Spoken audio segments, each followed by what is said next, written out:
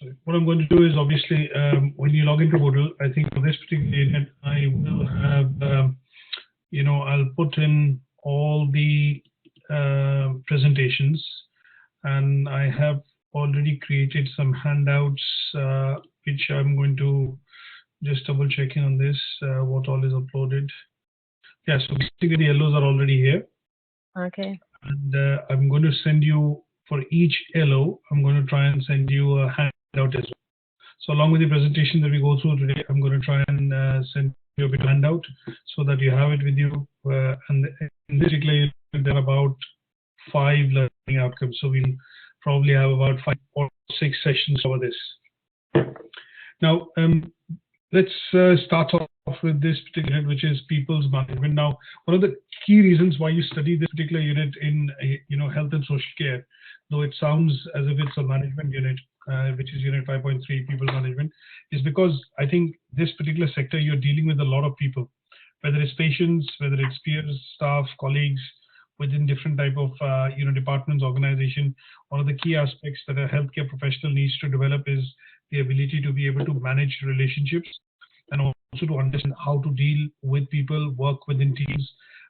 Sometimes if you're working with a managerial position or a supervisory position, how are you able to motivate or keep your staff motivated?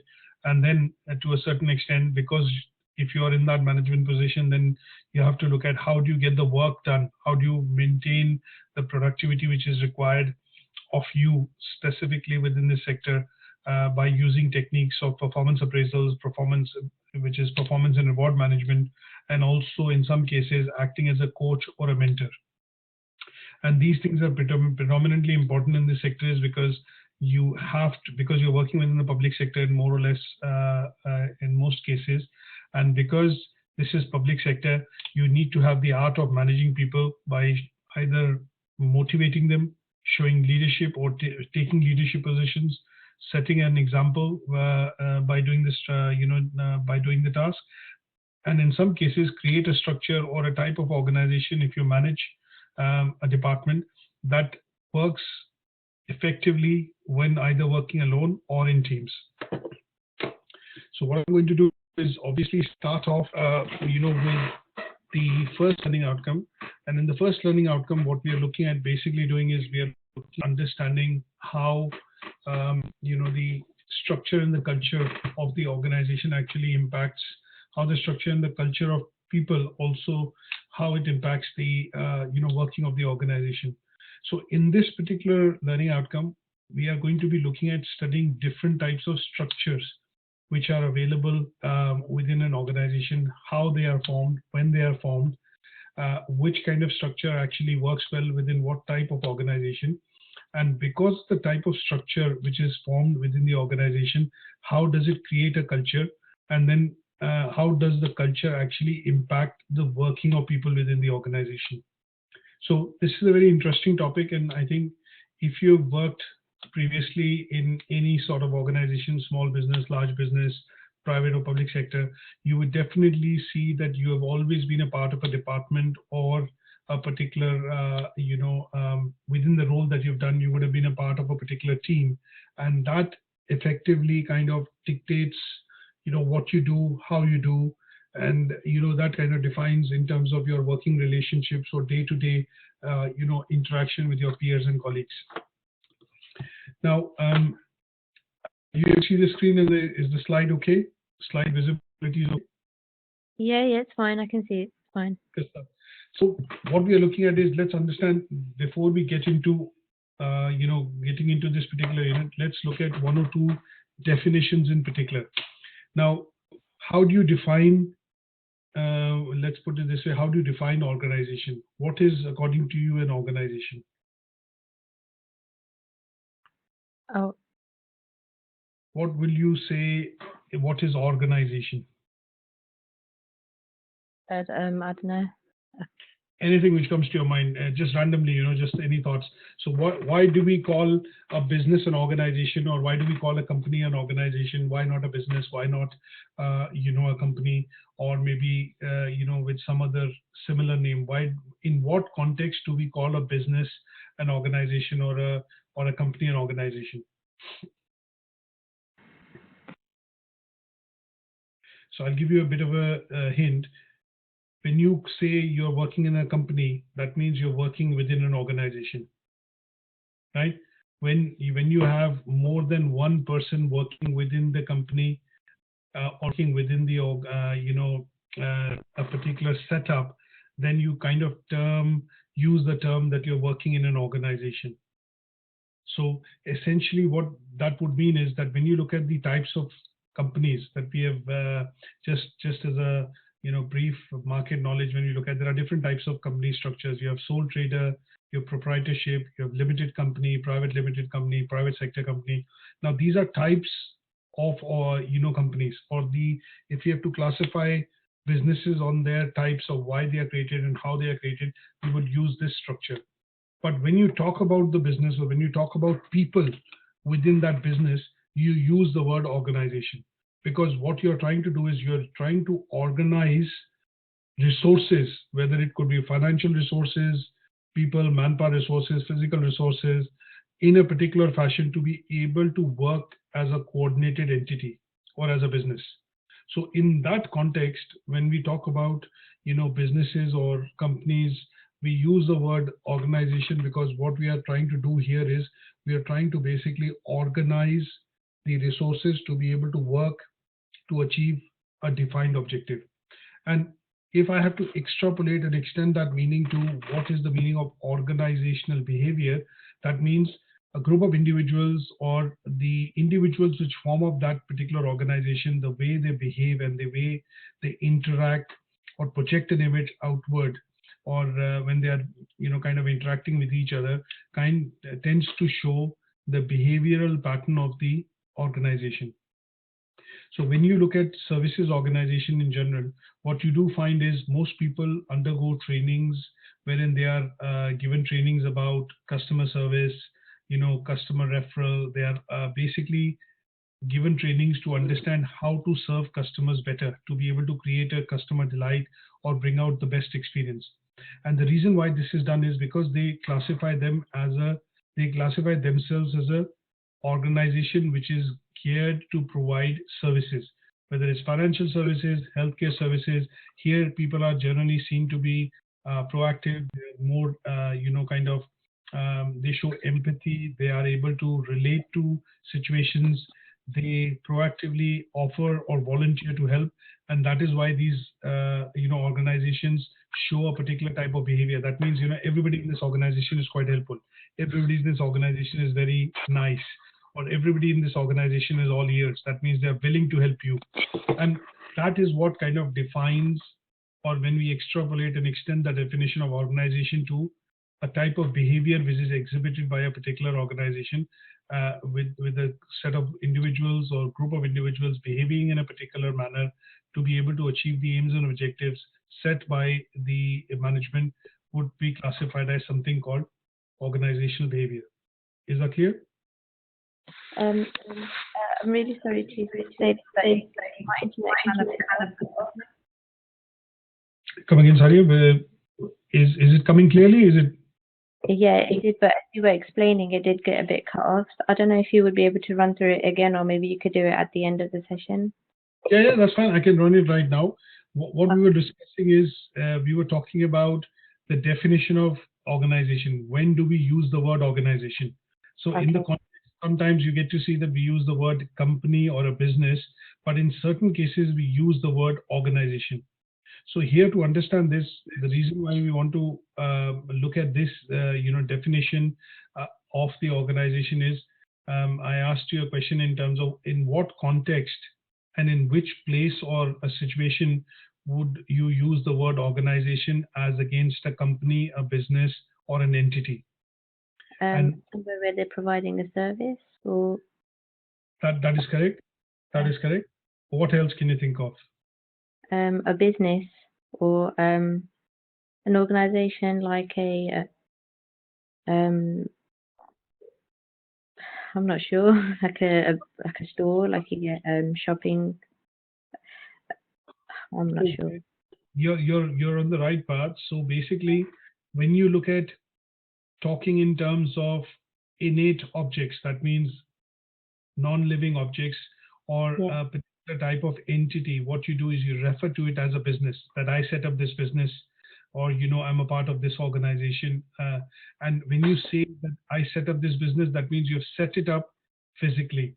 But when you say I'm a part of this organization, the key difference it becomes, it kind of shows is that you belong to something which is living. That means it is referring to something which functions, which provides services. And in that case, the context of business or a entity or a setup changes to the meaning of organization. That means you are trying to organize resources, and that those could be people resources, management resources, financial resources, physical resources, and you're trying to manage those resources to be able to achieve a particular objective. And that is why you term or use the term organization.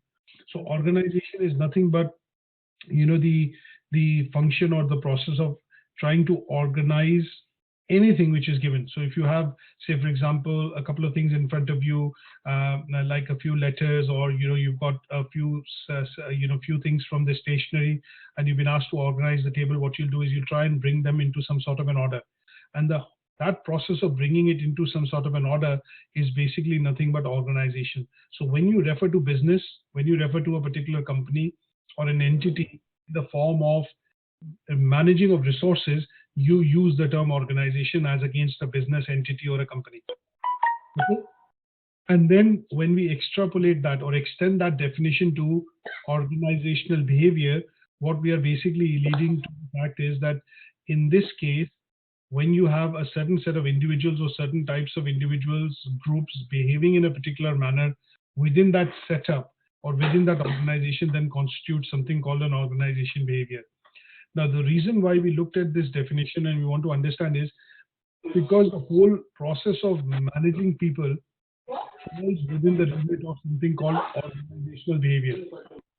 And that is something that we need to understand. Because if you understand in terms of the culture, the attitude, and also the behavior of the individuals who work within the organization, to a certain extent, you can actually understand how the organization works.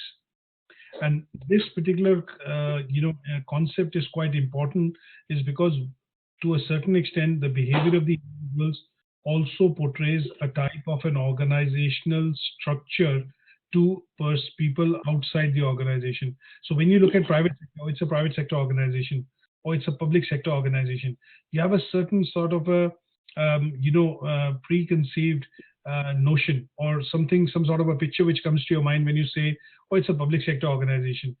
Sometimes people relate to the fact that because they are working in public sector, their jobs are secure. The people that I normally deal with in the public sector organization, they have a laid back attitude. And the reason why you say that is because from background the type of company it is and the type of people it employs, and because of that the background information, you kind of tend to conclude what kind of an organization structure this organization or this business will have. So organization behavior, and the structure and a culture of organizations are quite closely linked, because an organization essentially is made up of a set of people and they behave in a particular manner. They show some attitude or a kind of an attitude, and because of their behavior and attitude, the organization then portrays a certain kind of culture. When you look at service organizations, I was giving an example of, is that a lot of people or staff which is recruited within that structure to work within the organization, they look at people who are very friendly, they are very chatty. That means they're able to start conversations. They are kind of people who kind of volunteer to take up jobs, and also in terms of they show initiative. And the other thing that you look at in those kind of organizations is they generally have the ability to be able to solve problems. So they are somewhat what we call troubleshooters. That means give them a set of problems, and they will work out with the customer how to troubleshoot that particular problem or come to some sort of a solution. And that kind of an organization, it exhibits a particular type of behavior because of the type of people employed within the organization. And that organization is seen as a service-friendly organization, an organization which is able to extend the functions and the jobs and responsibilities of the individuals which work within to be able to go and help out customers, and that becomes kind of their main job and responsibility. So the reason why we look at that and how do we classify this, what we do is to understand the types of structures which work within the organization.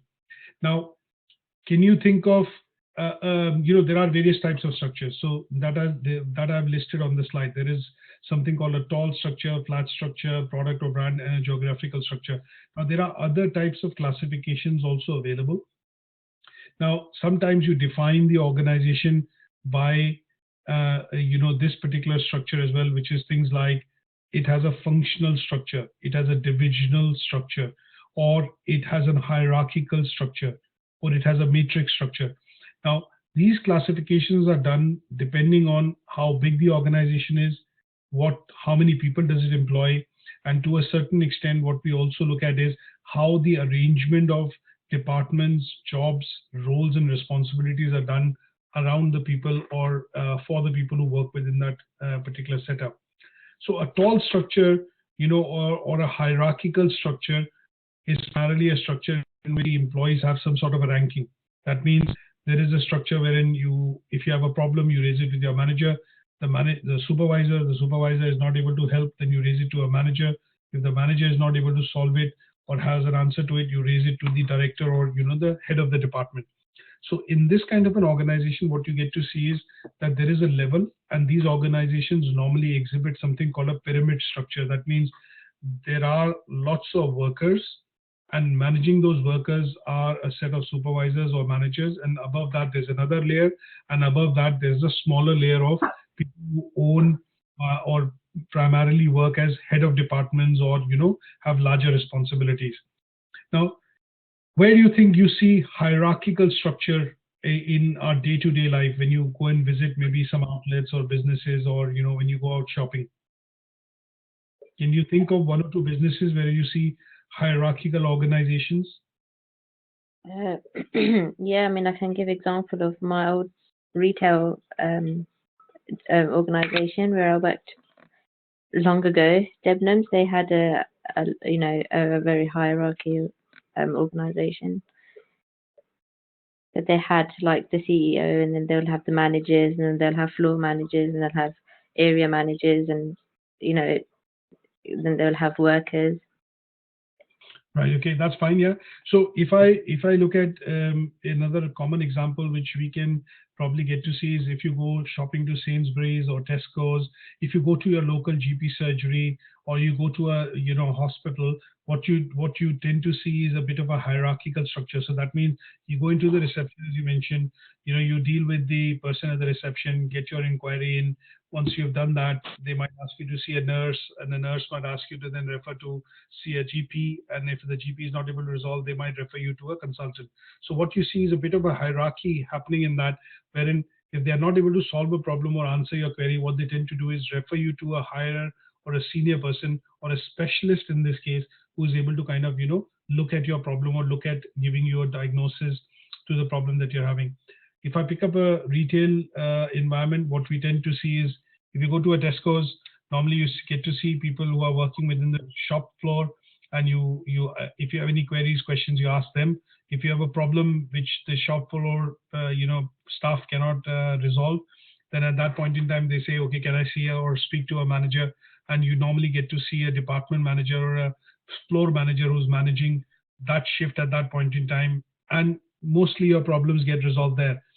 Sometimes, if they don't get resolved, you do see the store director or the general manager of that store also coming down to see, maybe authorize a refund, which is a high value refund and things like that.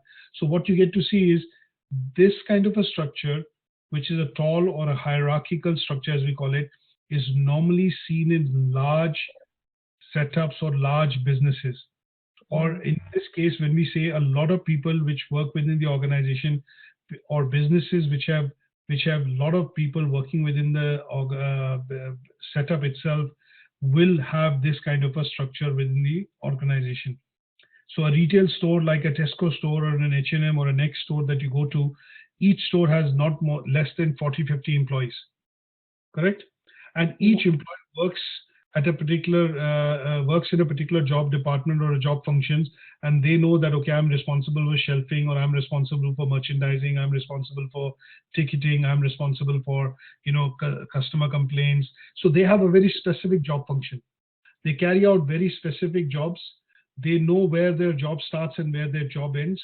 They have a day-to-day same responsibility when they come in and work on a daily basis. And to a certain extent, they are not too bothered about what happens after which they've done their job. So they will come in, they'll work a shift for 8 hours. After that, they finish their shift, they go, and whatever is done is done. They just do a bit of a handover to the person who's coming in and taking over from the other, starting a new shift, and that's it, and their job is done. So you get to see something wherein it's a hierarchical structure. There are people who are answerable to their senior colleagues, and then senior colleagues to the management colleague, and the management colleague to the directorial staff, or people who are at the top of the structure. Is that okay? Now, in terms of this particular structure, this has some advantages and some disadvantages. Now, when we look at a hierarchical or a tall structure, what are the advantages? Some of the advantages could be that because you have a very set responsibility, you have good coordination activities. That means you know what your role is, you do not need to be briefed on that role. And once you start your duties, you can start to finish without having any intervention. There is also a bit of uniformity, as they say, because you know what you're doing on a daily basis. It does not change. You do not need any supervision or direct direction from others who are basically, going to be needing to supervise you. Because you know where your job starts and your job ends, or you have some sort of a defined job description, there are also clear channels of communication. There is no ambiguity in your job role. And in this case, what you do tend to see is that most of the job roles that people take in within the organization, they are quite established. That means if somebody is to leave, they will hire somebody back into that role only. They will not be able to deploy somebody from one role to the other. Say, okay, would you be interested in moving from merchandising to, the till role or the sales role? So they will have to recruit specifically for those roles, because they are roles which are critical for the business. And if a replacement needs to be found, it needs to be found so that they do not have other departments or other sides of the business being compromised. Some of the disadvantages being it is bureaucratic. So sometimes you get to see is that when you have colleagues who call in sick or do not come in and work within the retail environment, your floor manager would say, could you also look after this? You sometimes say, I'm not too fussed about it, that's not my job. I'll try and see if I can do it. If not, then you'll have to give it to somebody else. So because they know that their function and their job is this, and it's not directly related, and it's nowhere written in their job description, sometimes one of the disadvantages could be that there is bureaucracy which comes in because the roles are very specific.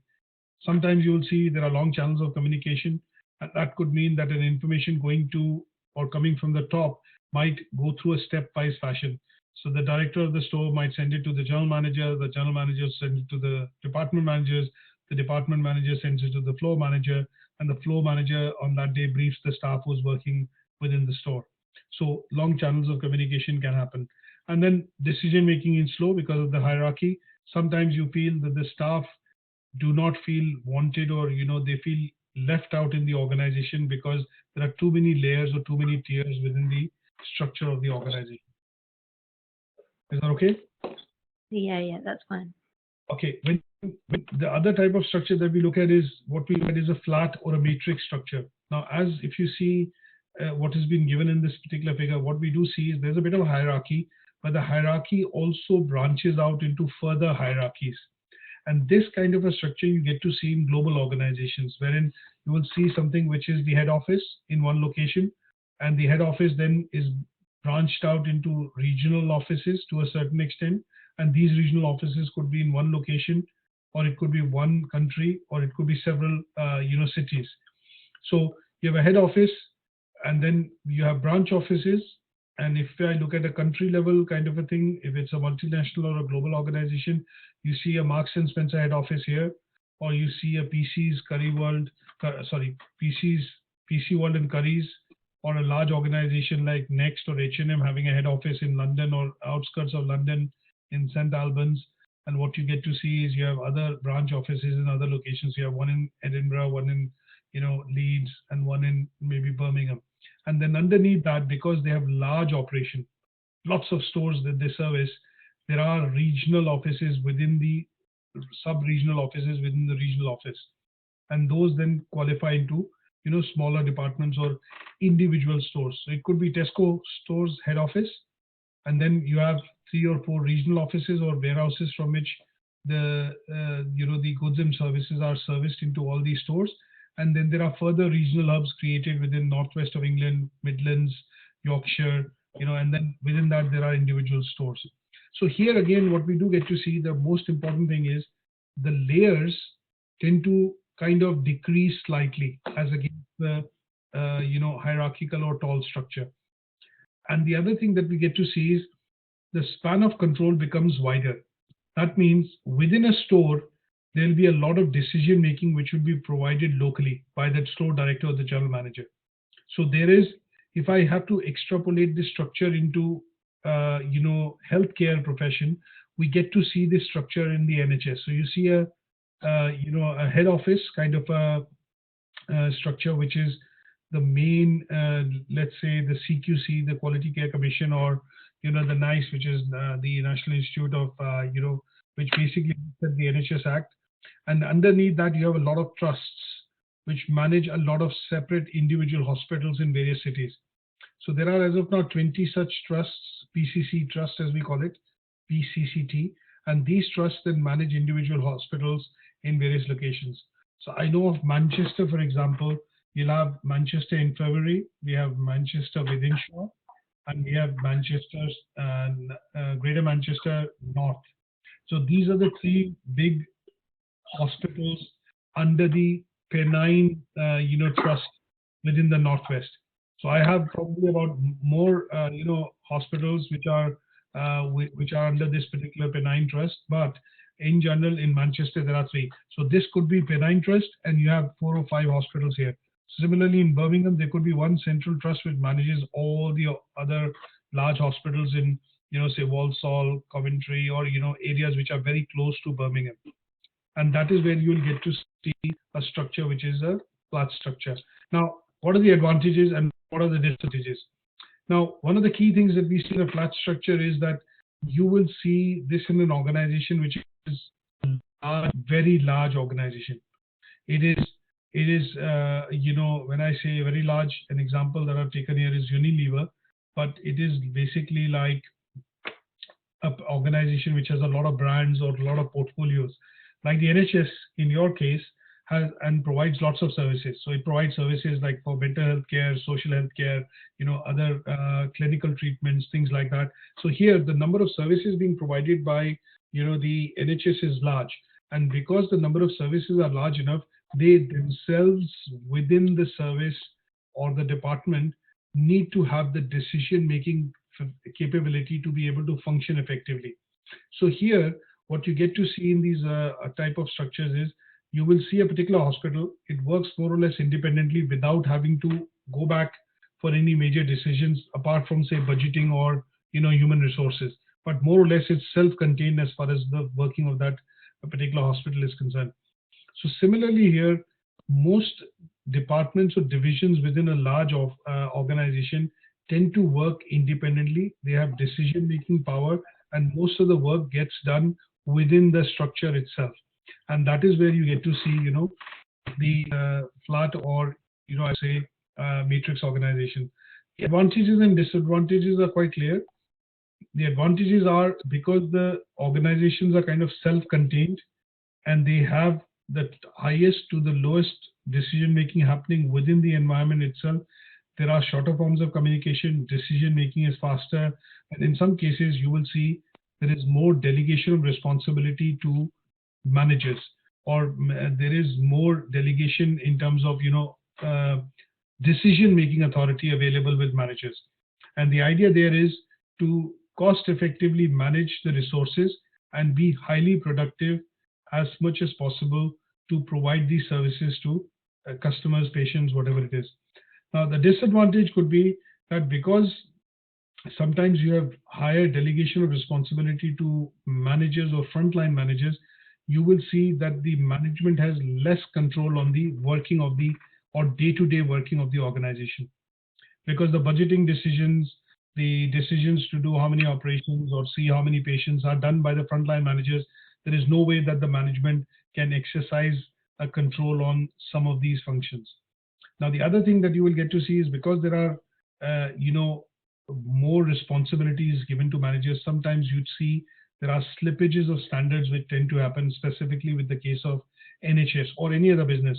If a person is having a responsibility of sales, marketing, and say business development, you will see that it's a large enough responsibility in a large organization, and some parts of it might be compromised because one or the other would take more, priority or more preference in terms of the job being done by that individual. So sometimes you see wider areas of responsibility can lead to a bit of inefficiency or unproductiveness within the organization or that with that particular function. And then sometimes, because the consolidation of power or consolidation of responsibility keeps happening at the managerial or a senior managerial level, people generally get demotivated because they do not see themselves as stepping into the manager's role, and there the opportunities for progression sometimes become less, and because of which you do get to see sometimes demotivation happening within employees working within this kind of setup. An example here would be, which I would give, that if you look at public sector organizations like the NHS, let's stick to that also. You get to see that because of austerity measures, the public sector was not given any raise, or they were given raise of only 1% in the last 3 years, and that has something which has been recently lifted only in the last few months. So nurses and doctors, but the basic rate of inflation and the inflation is rising at 2.6%, but they were only approved a raise in wages or salary by about 1%. So here, because they are in the public sector and the jobs are secure, the government took a decision that the public sector will take the cuts and there will be no raises, salary raise for the next 3 years. But this cap was last year done away with, and the Prime Minister agreed that, okay, we will raise public sector salaries by 1%. But there is a demand in the market that because the average rate at which prices are rising, or the RPI index is rising at 2.1, 2.6%, the salaries or the wages should also be increased by that, percentage. But they had to agree to 1%, and sometimes this leads to, discontent or demotivation within the department, within the organization. The third type of structure that we look at is a product or a brand structure. Now, a product or a brand structure means, here what we do get to see, the business is large enough, but the business has to be divided into a structure wherein they are able to run more or less like an independent entity. So when we look at this particular type of structure within the organization, what we do get to use is a term called strategic business unit, SBU, right? Now, when you look at NHS hospital, let's look at NHS as a whole, as a process. But when you look at a particular hospital in a location like Birmingham, Manchester, London, whatever it is, what you get to see is within the hospital, there are different departments. So there is an oncology department, there is a pediatrics department, there's a gynecology department, there is an orthopedics department. And these departments work in their own shell. That means, given a chance, or given that we have to separate these departments will be able to work independently in their own silos. And the reason why this is there is because within each department, you have the same set of individuals who work, but it's the kind of same structure which works within the department. But what you get to see is the people working within that department are specialists. That means they cannot work in any other department. A person who works within the radiology or the, say, oncology department, which looks after cancers and things like that, they are actually a specialist to work within that department. You cannot expect them to work within a gynecology or a pediatrics department, or maybe some other department for that sake. And here, because the structure of the organization, due to the specialities or the speciality function which the staff actually does, cannot be separated, in those cases, what you get to see is a product or a brand structure. That means you have a specialist structure of the organization. Is that okay? Yeah, yeah, that is fine. Yeah. And a simple example of that is Hewlett Packard. Hewlett Packard, a large company. You look at Dell or an IT company, Microsoft, say for example. You look at these companies; they have lots of businesses, and within those businesses, they have divisions. So there's a printing and imaging group. There's a personal systems group which looks after PCs and servers. There's an enterprise group, and things like that. So these groups are created, or businesses which are called strategic business units (SBU) within the structure are created because they can work independently as a structured business, and each of the business requires their own functions. So say a particular business would require functions of sales, marketing, administration, finance, payroll, whatever it is. And the manufacturing could be separate. It's like an example here would be, if I take an example of a car industry, you see a Nissan car plant here, and if a Nissan car factory is in UK, you will see that there are different factories will produce different models. Some factories might also produce 2 or 3 different types of models of cars, but generally what you'll get to see is that if a company like Nissan produces trucks, cars, and a different type of vehicle, which are all road vehicles, they will typically have different kind of factories which will produce these, and they cannot be combined together under one production. So these factories or these units are perfectly capable of running independently, and there is no overlap which happens because you require the same set of individuals to work within the engineering production department to produce, and they are more or less specialists who work on those. They are specialist engineers who work on those products. So let's go to geographical structure. And a geographical structure, when we look at, is slightly different from the product or brand structure. But here, because the main reason why we look at this structure is that in this case, what we do get to see that the companies create regional offices to better serve their customers, because the demands and the preferences of customers vary according to the geography. Sometimes what you'll get to see is that the organizations organize themselves into a geographical structure as well. And this geographical structure can be seen in most of companies which work across borders. So you look at Tesco's, which works in 12 different countries. They have different types of store layouts, different type of staff, and in some cases, they also have different type of products when they sell within a particular market. So Tesco in China, or a Tesco in India, or a Tesco in UK maybe has the same branding and everything, but some of the products being sold within the stores are entirely specific to that market, and they are produced, manufactured, sold only in those markets because they are meeting the preference of the local customers. Is that okay? Yeah. Now, obviously, when we look at, the health profession, sometimes what happens is if you have a specific set of a problem, what they tend to do is you go to a hospital, but they tend to refer you to a different hospital within the same city, right? I can recall a problem wherein if you have a bit of a skin problem, what they tend to do is you go to your nearest GP or your GP surgery. What they'll do is they'll refer to your hospital. The consultant will look at it, but for treatment, they will refer you to a particular hospital within the same city, which is considered to be a specialist in terms of having a resolution for that, or maybe a department for that. So, for example, if they have to refer you to a dermatology department, which is skin-related problems, what they will tend to do is a dermatology department or a cardiology department might not be present in all the hospitals. There will be cases wherein they'll be able to diagnose and do these things, but they will essentially refer you to for a clinical procedure to a particular hospital within the same city, because they see that to be having the right set of facilities to conduct that operation and to provide the after patient care, after clinical operation care, which is required to be given for the patient to recover. So in those cases, what you will see is a bit of a geographical structure within the NHS as well, wherein most of the hospitals, they work alone or they are self-contained entities to be able to provide most of the services. But when it comes to specialist functions, they depend on each other in order to be able to kind of refer patients to the different specialist departments to be able to solve or offer those procedures. Is that okay? Yeah, that's fine. Okay, very brief looking at some of the advantages. Now, One of the disadvantages could be that, sometimes you get to see in the news, like it was there, I think 3 or 4 weeks back, that a lot of patients in Northern Ireland are being referred, or they are preferring to come down to England and Wales to get treatment done, because some of the type of treatments are not available or are being restricted as of now because of austerity in Northern Ireland.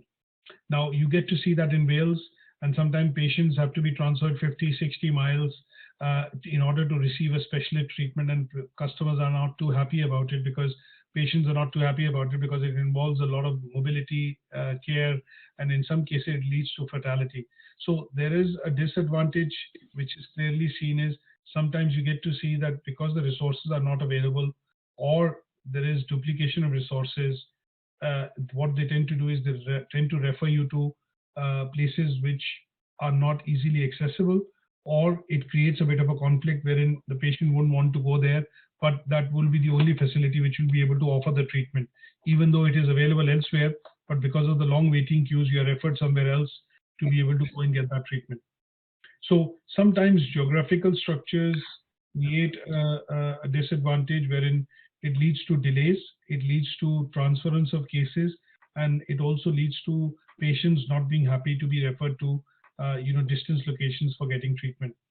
But the advantages could be, a couple of them, wherein when we look at a business, not the NHS in this case, you will get to see that geographical structure gives advantages to businesses, because sometimes they're able to use local resources to be able to produce something which will be more cost effective to the local population. So example is a typical example. I'm just making this up right now, which I've just thought of. Like, if you have to look at procuring milk, assuming most retail stores actually sell milk. Now what they do is they work with the cooperative of farmers, and they have local areas from which they collect, the farmers actually collect milk, and then they pass it on to a retailer, and then obviously they have their own manufacturing and processing facilities. Now, if you see that they are closer to the source of the raw material from which they are getting, then you get to see that the price of milk or the price of fuel, let's take a price of fuel in this case. So if you are closer to Aberdeen, or you're closer to Felixstowe, wherein most of the fuel actually lands up in the UK, you will see that the price on the pumps is slightly cheaper there in those locations as compared to when you go inlands, or to, say Edinburgh or Highlands, wherein you will get to see, because of the remote location, the cost of transportation, what tends to be the case is that the prices are slightly higher. So there are advantages on that flip side, is that if you're closer to the source, your advantage is that you have lesser or cheaper price, and sometimes availability or the ease of availability makes it an advantage. Is that okay?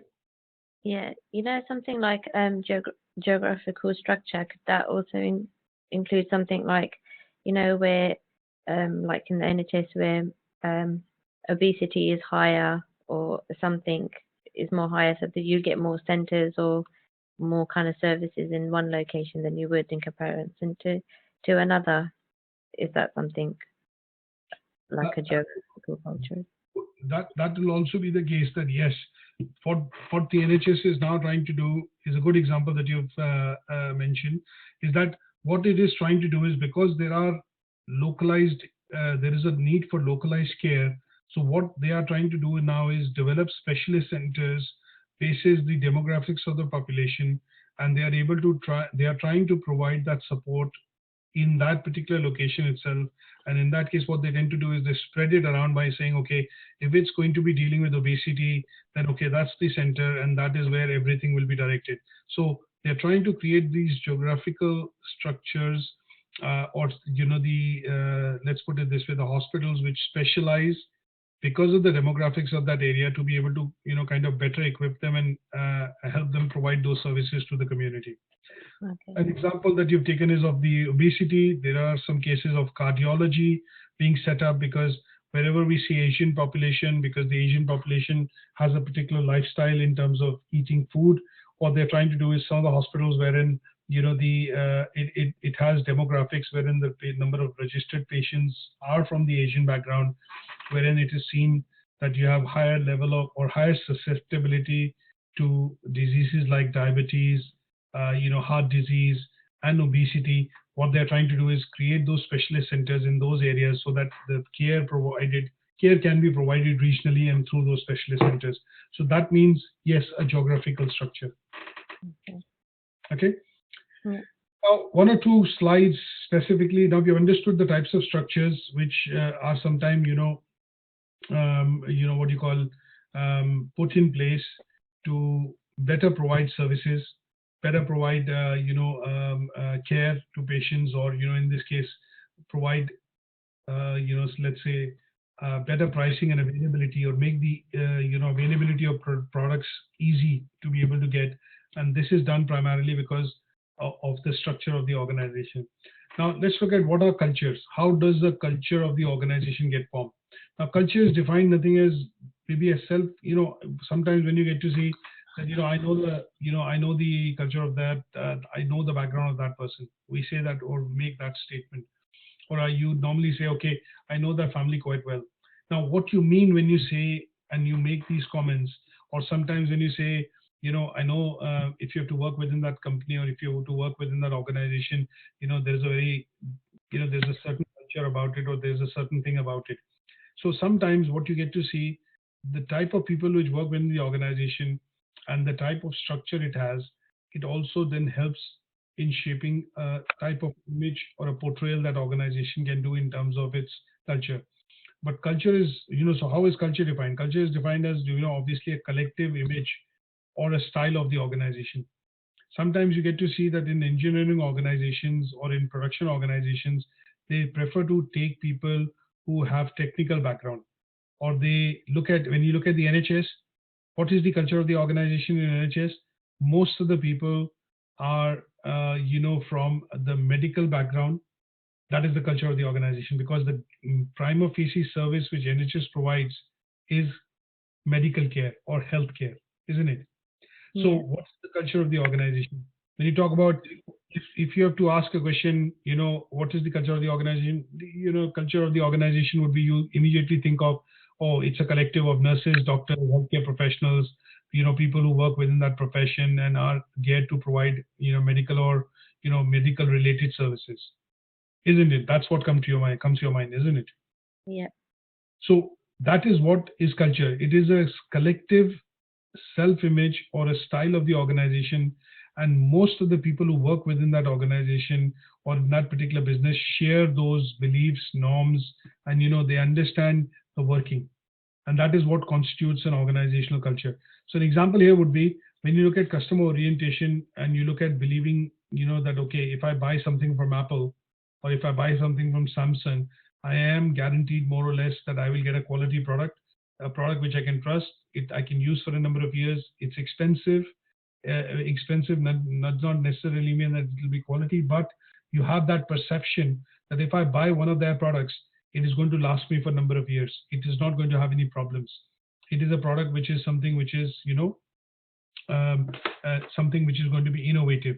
So those are things which come to your mind, and those things, why do they come to your mind, or you immediately get a perception of that, is because you know how the organization works, what kind of people it employs, and what kind of services they provide. Okay. Now the other thing is, look at how we kind of now, come to a conclusion that okay, this is the culture. So what you look at is, then you look at signs, you look at certain tangible objects, or things that can give you kind of place and confirm that idea that this is the type of organization, or this is the culture within the organization. So when you go to, say, the NHS, what you look at is everybody is wearing either blue or green clothes.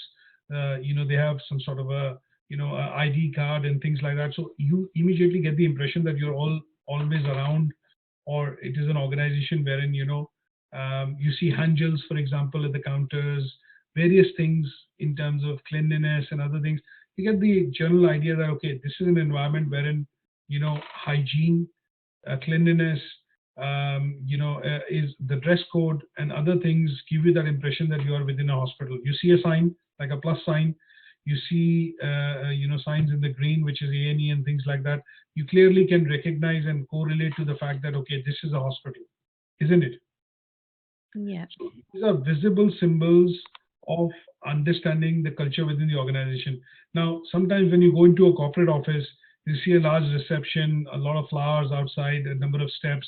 You generally get an idea that, okay, we are getting into a very posh environment, and this is a very large business wherein you have, instead of 1, 2, 3, 4 receptionists, you have some sort of a touch system, nice seating arrangement, coffee and tea being served. You get a general idea that, okay, this is a large organization, I'm getting into a head office. I'm just giving an example. So the reason why we look at these signs, or we look at these kind of symbols, is because our brain or our body is trying to continuously decipher and understand what kind of people I'm going to deal with, what type of attitude which will I get to face, and how will I deal with the people within that organization, and that kind of tells you the culture.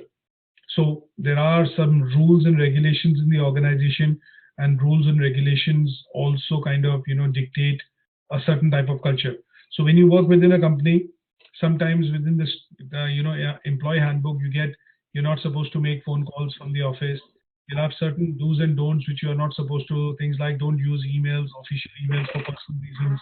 Sometimes you will see companies do not allow access to Facebook or such social media accounts within the office. And this is a culture which they are trying to portray by giving you the handbook to explain that these are things which are considered normal, these are things which are not considered normal, or these are things which are not allowed. And that is why you have to adhere to those rules and regulations if you are to work within that organization. Timing, for example, you need to be in the office at 9:30, you leave by about 4, or that is the standard working hours. So these things are made or you're made aware of these things because they tend to set a tone, and that tone or the requirements to work within that role kind of shapes the culture of the organization. Is that okay? Yeah. Now, I've taken in this slide an example of culture at Tesco. So what we say is that, Tesco, do you know what is the tagline of Tesco? What is the brand tagline of Tesco? Every little helps. So what they tend to do is, and when you look at ASDA, they kind of always have that jingle wherein one of their employees is always tapping the hip pocket, saying, saving you money every day. So what they tend to do is the vision and mission of the statement of the company, or the statement, has actually been translated into a culture of the organization. So when they kind of, when you do a recall, okay, every little helps. The thing why they've coined this term is because it kind of gives a bit of a reflection of the type of culture which they have in the organization, wherein they say, okay, we are here to help. We work in teams, we enjoy work, but when we try to celebrate, or when we try to come out with offers, what we want to be able to do in our offerings or the products and services that we sell is we want to help our customers buy the same for less, or always buy something for less. So those are very clear things which are reflected in the brand statement of the company, and that is what you get to see in terms of a reflection, whether employee or a staff is wearing a t-shirt and it has a bit of an embroidery thing on it which says every little helps. So it is a constant reminder that what kind of a culture you will get to see within that organization, and what they do is they expand and translate that into meaningful they try and expand that into meaningful ways of how this can become the overarching objective. So, for example, treat people with respect. There are people who are always ready to help you. If you work at Tesco, you're working in an interesting job, and if you get on and you work within Tesco, there are opportunities that will allow you to progress in your career. Now, so these are things which they kind of highlight. And when you say, every little helps, there are words which they talk about: better, simpler, cheaper. So they want their customers to get a better experience from shopping. They want the shopping experience to be simple, stress-free, and they want the products which the customers buy to be the lowest possible prices than their competitors. And this then shows the culture of the organization. And the culture of the organization then comes out as, okay, different types, but when we study the types of cultures, we'll correlate that to Tesco in a second. But there are 4 different types of cultures. You have a power culture, you have a role culture, you have a task culture, and you have a person culture. And these are defined because what we need to do is, like we have leadership theories, you have autocratic, democratic, laissez-faire, transformational, transactional leadership styles. Similarly, you have a culture style. A power culture is wherein important decisions are made by the owner or the managers or the management of the organization. So when you get to see, when you work in a small business and the managing director expects that all the decision making is to be consolidated at his level or with him, what you get to see is a power culture. Sometimes you will get to see within departments when people work, they do not delegate enough, decision making power to their staff or their managers, and they tend to kind of consolidate everything at their end, and that is what kind of describes power culture. That means the person wants to retain all the decision making capability at with him or at his level. A role culture is where the roles and responsibilities are clearly defined. That means if you are a finance manager, you have all the authority to be able to make decisions. If you are working on the shop floor, then you are the person who's able to make any decisions without going back to the general manager or a member of the staff. And this role culture typically encourages more delegation of decision making, and it is more or less a less risk taking culture. That means because the employees are generally quite content with the responsibility that they are given, they take less risk in being in taking decisions which can lead to a loss or kind of a loss of reputation or loss of money. Task culture is where you see there is an emphasis on achieving or completing the job given on that day or on that in that week or in that month. So that means it is more of looking at adhering to deadlines. You see normally a task culture within service organizations. So when you say, for example, have a faulty washing machine and you send it to the company for repairs, they basically have a task culture because you need that washing machine back in a certain day, and the person who's committing that, okay, we'll have this rectified and reinstalled back in 3 days, or we'll give you a replacement, needs to have that culture, because if they cannot resolve that problem in 3 days, that means the company has to incur a cost of giving you a new washing machine. So the task culture emphasizes on the fact that their resources, which are like people, are put in place because they need to provide solutions. They need to be able to solve problems.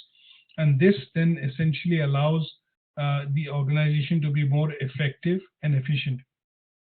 A person culture is an organization where you get to see there's a focus on from the manager or the top management, and they seem to kind of show and care more about the people which work within the organization, and they value individual skills. So in this case, a person culture will be seen within, say, like our cabinet, for example, the government cabinet. Now, what you get to see is there are different cabinet ministers, different cabinet secretaries, and they do and perform a particular function, and they head that particular department. So here, the Prime Minister is more keen on putting the right person for the right job, because the right person in that right job will be able to create the culture downwards in the department and in the whole organization for it to deliver services. Are you with me on this? Yep, I am. Look at that as an accounting, as an organization like an organization of accountants. They will have only accountants as majority, job holders, and most of the accountants are, all geared to kind of provide those services within the organization. So this kind of a culture is normally seen in specialist organizations, or wherein you typically, look at creating a culture wherein it is top driven. That means if you have a boss like this, which does this, that is what kind of reflects in the team or the organization in that case. Now, out of the four, what do you think will be the culture in Tesco as an organization, or any retailer, for sake, as an organization? Sorry, what was that? If you understand these four cultures, yeah, what would be the the culture in terms of Tesco as an organization? I think Tesco's would probably be task culture or even power culture. No, the power culture is for small businesses. I'll say task culture more. I totally agree with that. In terms of what you've said is correct. It's not entirely correct, but it is definitely correct. If you see stores, it's again, how you look at it. If you look at an individual store, then they would predominantly have a task culture, because The roles are very well defined. People come in, work within the shift. The general manager knows how to maintain the shift. And obviously, there is a task that they come in and do, and they work within the task culture. But if you look at a regional office of Tesco, which manages a lot of stores, so for example, if I look at Birmingham, might have, Midlands, there would be a regional office in Midlands, and they would manage maybe 50 or 60 such Tesco stores. There, the culture will be role-driven and also person-driven, because a regional manager looking after 3 or 4 stores would be responsible for managing HR. Some of them will be managing merchandising, some of them managing finance, payroll, things like that. So in some cases, that will be a role culture because the setup that we are considering is slightly bigger. So if I look at an individual store, task culture, but if I look at, for example, regional stores or a number of stores clubbed together, what we are looking at is more of a role, oblique, person culture within the organization. Because they do not expect people to leave. And the regional manager's job is that, okay, I want my stores to function effectively. And one of the key things that they want to maintain is they do not want a high staff turnover. Isn't it? Yeah, So that's things do tend to, vary, but obviously, yes, in some cases, you will find in organizations, all the 4 types of cultures may be present. In some cases, 1 or 2, and in some small businesses, you will find maybe a single or a uniform type of, culture which is available. Now, what I'm going to do is obviously send you this particular handout for LO1. And this basically talks about, different types of structures just for from a remit point of view of assignment and the tasks that you're supposed to look at. So it will give you some clues in terms of the types of structure, and so this then can be brought across into your task 1.1 and 1.2 of the assignment. okay. Yeah, Is that that's okay? fine. Good stuff. Any questions on today's session, Sadia? No, I think I'm happy. Yeah, good stuff. So I will send this on to you in a couple of seconds just after the session. And what we'll close the session here for today, and we'll meet up, next week again to cover the second LO, which is LO2. Okay, that's fine. Yeah. Good stuff. Let me just quickly stop recording. I need to discuss one.